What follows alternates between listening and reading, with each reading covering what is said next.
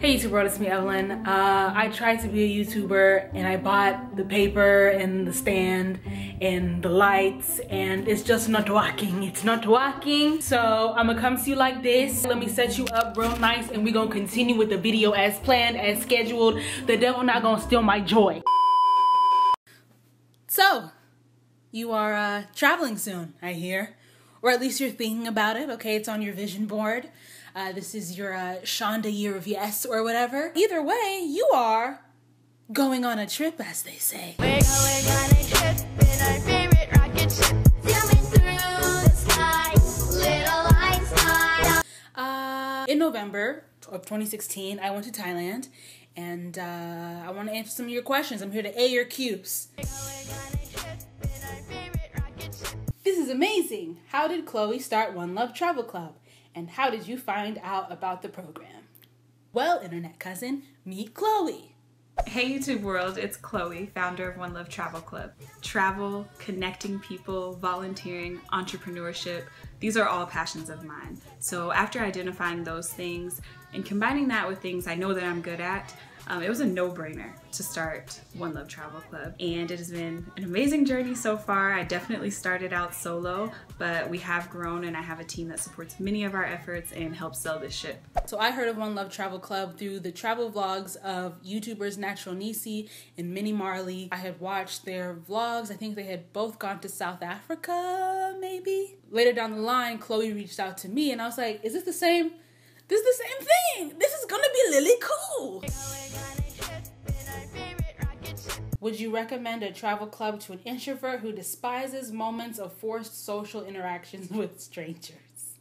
Asking for a friend. I would recommend a travel club if you're an introvert. You just have to be an adult and manage your own relationships and manage your own interactions with people and set people's expectations up. Because the worst thing is when someone thinks you're unfriendly. I'm not unfriendly. I just don't want to talk to you right now. Which are two totally different things. Holler at me in 3 hours. If you don't like group activities, then you're just going to have to figure out how people are going to maybe keep track of you. Do you want people keeping track of you? Or are you going to be annoyed when people are trying to find you? Do you want people to, you have to tell people how much they should care about you. I never felt like there was a forced interaction.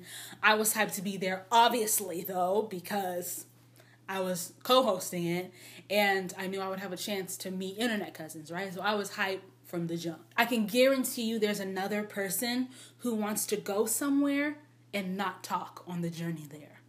Find that person and go with them. Oh, this person wants to know if they should go by themselves because a travel group is too expensive. It's cheaper to go on their own. Definitely possible to navigate Bangkok alone, Chiang Mai alone. Yes, there are going to be some difficulties with the language barrier, but you will figure it out. It's not, again, I'm comparing my travels to Lagos, Nigeria.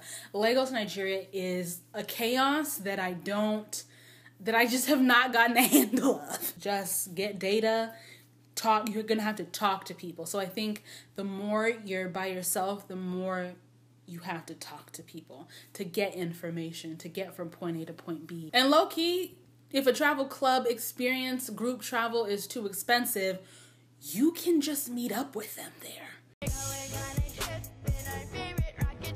You know what I'm saying? I'm part of the Badu Brigade, you know what I'm saying? Pack light. I would pack as light as possible, but check your airline's restrictions for the baggage size. So because the Asian airline I was using, their carry-on policy was like, it gotta be this big, I had to check a bag. I don't know what you should leave at home because I don't know your life, your lifestyle, you know what I'm saying? But the one thing you should remember if you're going to Thailand, you should bring something to cover your body for modesty reasons. So in Thailand, everybody Buddhist, and if you go to a temple to visit and you are a woman, you cannot have your legs all out.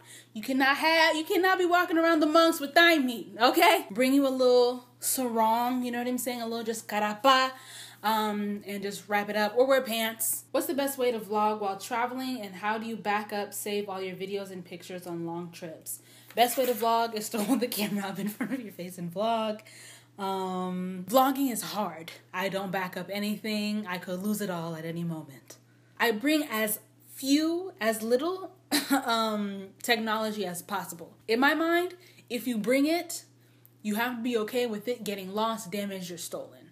So I don't bring my computer. I try not to bring a hard drive. I just bring my camera, a battery. Sometimes I don't bring a camera. I just use my phone and make sure I got enough memory. It is what it is. Okay, I ain't no Casey Neistat, okay? I'm not much help because I am a plane sleeper. I sleep in planes, trains, automobiles, buses. So the flight was Austin, Texas, here, home, to Seattle. Seattle to Taiwan. Taiwan to Bangkok, Thailand. That flight from Seattle to Taiwan, I think, was 13 hours. I have a cycle, a system, a strategy of sleep for 2.5 hours, wake up, watch 2 movies. So what's that, 4 hours? 4 to 5 hours, depending on how long the movie is. Sleep for another 2.5 hours, wake up and watch 2 movies, go back to sleep, do it again, go back to sleep, do it again, and you're in Asia. If you cannot sleep on planes, you might have to get you a melatonin. If you want to go the natural route, you can find a medication if that's what your body requires. I would be careful with those medications, especially if you're traveling alone. On the flight back home from Korea a couple years ago, the guy next to me had taken something and he was a rock. I had to like climb over him to go to the bathroom. Like he was just dead weight. And I'm like, I feel like I don't feel safe in that. But hey, he did not wake up for the whole flight from Korea to the United States. So I guess it worked. Traveling from Bangkok to Chiang Mai was really simple. I mean, it's a flight and it's on one of like the more local airlines. It's not like a huge plane. It's like a small plane, like the plane I would take from Austin to Dallas. That's comparatively what it's like to fly from Bangkok to Chiang Mai. I went through security. They didn't know what to do with my hair. They were looking at me like, I think we have to check it, but I don't want to ask. I don't know how to ask. Just go through, just go through. So I got a lot of questions about being black, okay? I know my black friends have traveled to other parts of Asia and have spoken about people wanting to take photos of them or with them and touch their hair. Was that the case for you? I did not experience any weirdness being black. Thailand, I call Thailand one of the black Asian countries, like they brown over there. That's not to say that colorism is not prevalent. We touched down in the airport and the big billboard was this white girl promoting like lotions. There were no weird glances other than the fact that I'm a foreigner. South Korea? Just one of the run around with an umbrella because you don't want to be in the sun Asian countries, all right? People were asking me to take pictures. People were taking pictures without asking me. People wanted to be in the picture. People they just wanted the picture of me. I was on the train with Doyen and this woman literally pushed her children to us and was like, speak English to them. Also in Bangkok specifically, there are a lot of immigrants. So one time we were on the bus going to our next, like a charter bus, going to our next destination. And I saw a Nigerian man walk down the street with his full, I don't know what that long clothing is called. And you could see his face, a bus full of black women and some dudes. And he was just like, what is that? In Bangkok, I saw lots of East African people. So Somali, Ethiopian, I don't know. And I was like, hey, we out here. I don't know what you like. So there are people who like nature. There are people who like buildings and architecture. There are people who like physical activity. There are people who just want to eat. And that's all they want to do. Don't ask them to go nowhere, pay an admission fee for nothing. I think part of the fun of traveling is figuring out what you shouldn't have done after the fact. We went to the White Temple. I'll put the real name of it. We went to the White Temple, and I knew ahead of time that it wasn't a real temple, but it's literally just a photo op. You can skip that one. Also, it's a far journey. It is a journey. Just walk around, see what's around you, and don't be scared of doing touristy stuff. You are a tourist. You know what I'm saying? So, suck it up. Did the massages hurt? It looked like what would happen if I stepped on a crack, but it would be my own back. Girl. Yeah!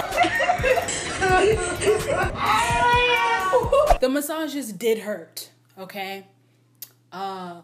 They hurt so good. Okay? 2.5 hours. You get naked. You get naked. And then you lay on your chest, which kind of hurts. And then they scrub you down. Like, they scrubbed me down to my DNA. I felt like they took all the years off my life. I felt like an embryo. Lift my butt up, scrubbed underneath the butt flap, put the butt down. They're just like, pop, pop, pop, pop, pop, slapping your boobs to and fro. Whew. But when you get out, hey, you feel like a new human. You feel reborn. You feel as if you can forget all of your life up until this point. Just throw it away. It's useless to me at this point. And you can begin anew. If I haven't told y'all on a Thai massage in Thailand, I don't know what I'm here for. I was saying that the food it didn't hit like on a level. And I remember one time having like gesturing like, I'm black, it's different. Give me the spice. I did eat crickets. It wasn't the best thing I ate, but it was an experience I wanted to have, to eat a bug. So I ate the bug. Go ahead. The camera's good. Are you ready? Yeah. It tastes like oh God. Just like fried stuff. Tastes good?